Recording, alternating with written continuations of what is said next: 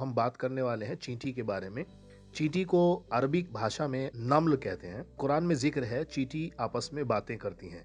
जी हाँ, आप शायद शॉक्ड होंगे और हम कुछ शॉकिंग ही न्यूज़ आज चींटी के बारे में आपको बताने वाले हैं कि चींटी आपस में बातें भी करती हैं और इनके अंदर क्या-क्या खासियत होती है। तो चलिए पहले बता दें इनके अंदर क्या-क्या खासियत होती है।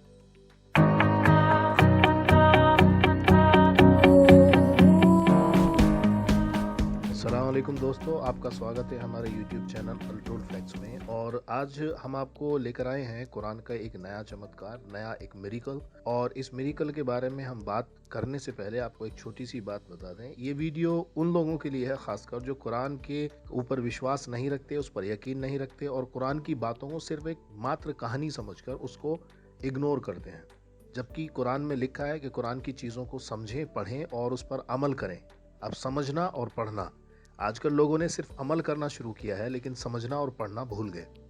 तो आज इसी भूल को लेकर हमने एक वीडियो बनाया है जो हम बात करने वाले हैं चींटी के बारे में। चींटी को अरबिक भाषा में नम्ल कहते हैं और ये चींटी क्या है इसके बारे में हम आपको पहले एक छोटी सी एक बात बोलते हैं। कुरान में जिक्र है चींटी आपस में बातें करती हैं। जी हाँ, आप शायद शॉक्ड होंगे। तो चलिए पहले हम आपको कुरान की वो आयत बता दें। कुरान की सूरा है अन-नम्ल, यानी सूरा नंबर 27 है और इसकी आयत 17 और 18। इसमें अगर हम देखते हैं तो अल्लाह ताला इरशाद फरमाते हैं कि सुलेमान के लिए जिन और इंसानों और पक्षियों की सेनाएं एकत्र की गई थी और ये पूरे नियंत्रण में रखी जाती थी। यानी हम आपको पहले बता दें कि सुलेमान अलैहिस्सलाम सिर्फ एक ऐसे बादशाह ही नहीं और नबी भी थे कि जिनके कब्जे में अल्लाह ताला ने हवा, पानी, आग और जिन्नात और इंसान और जितने चरिंदे परिंदे थे सबको काबू में किया था।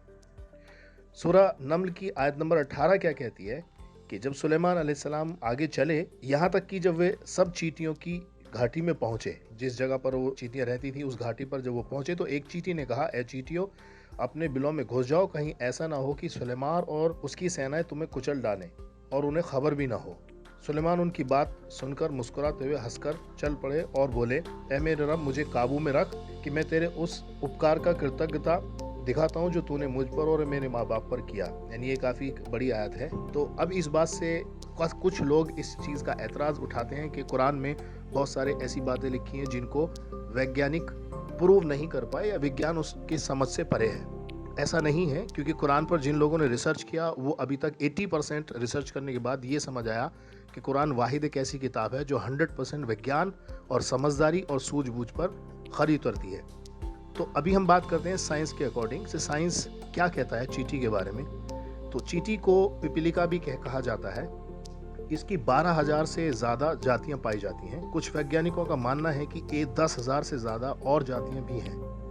इनमें एक रानी चींटी भी होती है जो 20 से 25 साल तक जिंदा रहती है, जबकि दूसरी चींटियों की उम्र 45 से 50 साल तक होती है। जैसा कि आपने एनिमेशन मूवीज़ में या कुछ ऐसे कार्टूनिस्ट होते हैं जो इस तरह की कार्टून बनाते हैं जिसमें ये देखने को मिलता है कि उसमें चींटी होती है, उनके सर पर ताज होता है, राजा होते हैं, उनकी सेना होती है। ये सिर्फ महज एक सोच नहीं है, ये सच्चाई पर आधारित बात है कि वहाँ चींटियों की और उनकी सेनाओं की और उनकी उम्र और उनकी जो कंडीशंस हैं, महल, ये सब एक कहानी नहीं है, ये हकीकत है। क्योंकि हम आपको जो बताने वाले हैं शायद उसको सुनकर आप शॉक्ड हो जाएंगे, आप चौंक जाएंगे और आप सोचेंगे कि ऐसा भी हो सकता है। जी हाँ, बिल्कुल ऐसा ही है। तो इसमें आगे है कि चींटियों का इतिहास आज से लगभग 9.2 करोड़ साल पुराना माना जाता है। विज्ञान कहता है कि चींटियों का इतिहास 9 से 10 करोड़ साल पुराना है। चींटियां अपनी कॉलोनियां बनाती हैं, जैसे हमारे अपनी कॉलोनियां होती हैं जिसमें छोटे और बड़े दो तरह के घर होते हैं, दो तरह की कॉलोनियां होती हैं, छोटी और बड़ी टाइप की। बड़ी कॉलोनियों में बांझ चींटियां रहती हैं। बांझ तो आप समझते होंगे, बांझ औरतें भी या फिर ऐसे इस तरह के होते हैं स्त्रीलिंग में जो कि बांझ होती हैं और वो बच्चे पैदा नहीं कर सकते। तो बांझ चींटियां भी होती हैं और बिना पंख वाली चींटियां होती हैं बड़ी बड़ी कॉलोनियों में।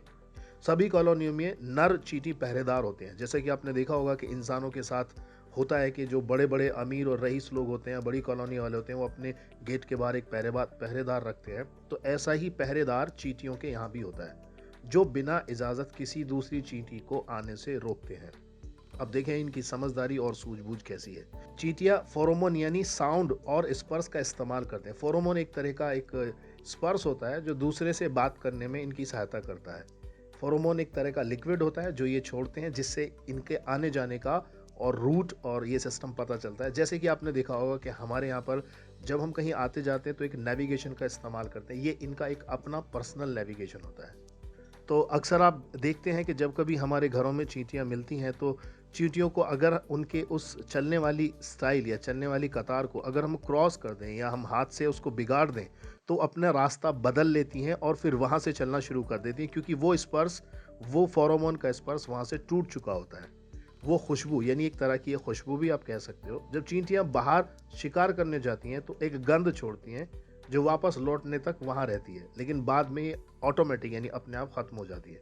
अगर रास्ते में कोई चींटी कुचल जाती है या उसके साथ कोई घटना घट जाती है तो वो एक अलार्म फेरोमोन भेजती है। अलार्म यानी जैसे हम अलार्म बजाते हैं किसी भी चीज़ का, तो ऐसे ही वो एक अलार्म फेरोमोन भेजती हैं जिससे कि उसका ये पता लगाया जा सके कि वो घटना उसके साथ कहाँ हुई। फ़ौरन बाकी चींटियाँ एक छोटी सैनिक टुकड़ी भेजकर उसको वापस बुला लेती हैं। या अगर उनको इस बात की घटना या इस बात का संकेत मिलता है कि उसके साथ कुछ घटना पेश आई या किसी और चींटियों ने हमला किया, तो वो सैनिक टुकड़ी उन पर हमला करके उसे बचाकर वापस ले जाती है। तो आपको चींटियों की ये कहानी थोड़ा दिलचस्प लग रही होगी, क्योंकि ऐसा इस तरह की एक्टिविटी इंसानों के अंदर पाई जाती है। कुछ लोग, कुछ वैज्ञानिक चींटियों को मैकेनिक भी कहते हैं, क्योंकि जिस तरह हमारी कॉलोनियाँ होती हैं इनके अंदर मार्केट, बाज़ार, शॉपिंग सब कुछ सिस्टम ये लोग रखते हैं। तो चींटियों में ख़ासियत है, चींटियों की कॉलोनियों में शहर और गांव दोनों होते हैं। 2001 के एक अध्ययन में पता चला कि चींटियां इंसानों की तरह शॉपिंग करती हैं और आपस में बातें भी करती हैं। तो अब कुरान की ये आयत जिसमें लिखा था सूरह अन-नम्ल में कि वहाँ चींटियों ने, बड़ी चींटी ने एक छोटी चींटी से कहा कि हट जाओ क्योंकि सुलेमान की सवारी है, कहीं ऐसा ना हो कि वो आपको कुचल दे।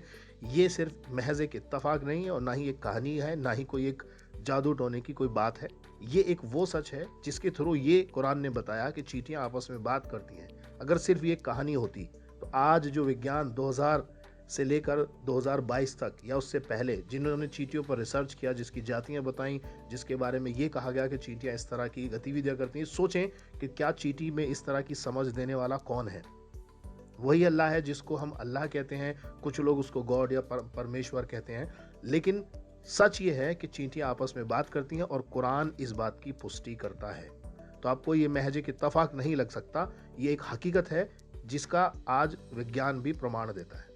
तो भाइयों, मेरे कहने का मकसद ये है कि कुरान की जो वैल्यू हम आपको समझा रहे हैं, इसका मतलब ये नहीं है कि मैंने कुरान की वैल्यू आपको समझाई तो आपकी नज़रों में कुरान की वैल्यू ज़्यादा हो गई, या फिर अगर हम लोग इस तरह, या और बहुत सारे लोग हैं जो यूट्यूब पर वीडियो बनाते हैं कि वो वीडियो बनाते हैं तो उनकी वीडियो देख के आपका ईमान ताज़ा होता है, कुरान की वैल्यू बढ़ जाती है, घट जाती है। कुरान जैसा था, जैसा है, वैसा ही इंशाल्लाह क़यामत तक रहेगा। इसकी शान में एक बाल बराबर भी ना तो कमी हो सकती है, ना इसमें बढ़ोतरी हो सकती है, क्योंकि अल्लाह का कलाम है। तो हमारे कहने का मेन मकसद ये है कि कुरान सिर्फ एक कहने और सुनने, सिर्फ ऐसे बात पर यकीन करने के लिए नहीं कहती कि जो आपने कभी जाना ही नहीं है, जिसके बारे में आप सच नहीं जानते, जबकि कुरान ये कहता है कि आप इसको पढ़ें। आप यकीन करें या ना करें, कुरान महज एक इत्तफाक नहीं है। कुरान अल्लाह की तरफ बुलाने वाली एक किताब है जो लोगों को सही रास्ता दिखाती है। ज़्यादा से ज़्यादा उन लोगों का जो डिसबिलीवर हैं या जो यकीन नहीं रखते या कुरान की बातों को महज एक कहानियाँ समझकर उनको भुला देना चाहते हैं, या कुछ मुसलमान लोग भी ऐसे हैं जो सिर्फ कुरान को कहानी समझकर छोड़ देते हैं और लगता है कि शायद ऐसा पॉसिबल नहीं है। ये सिर्फ उनकी एक महज एक सोच नहीं है, ये कम पढ़े लिखे की निशानी है। वो अनएजुकेटेड पीपल हैं, तो उनको ज़्यादा से ज़्यादा शेयर करें ताकि लोगों में एक जागरूकता पैदा हो और वो जान सकें कि कुरान क्या है और ये किस चीज़ की तरफ हुक्म करता है। तो आपको ये जानकारी पसंद आई होगी, ज़्यादा से ज़्यादा लोगों को शेयर करें। इसी के साथ हम इजाज़त चाहते हैं। शुक्रिया, अस्सलाम वालेकुम, जय हिंद।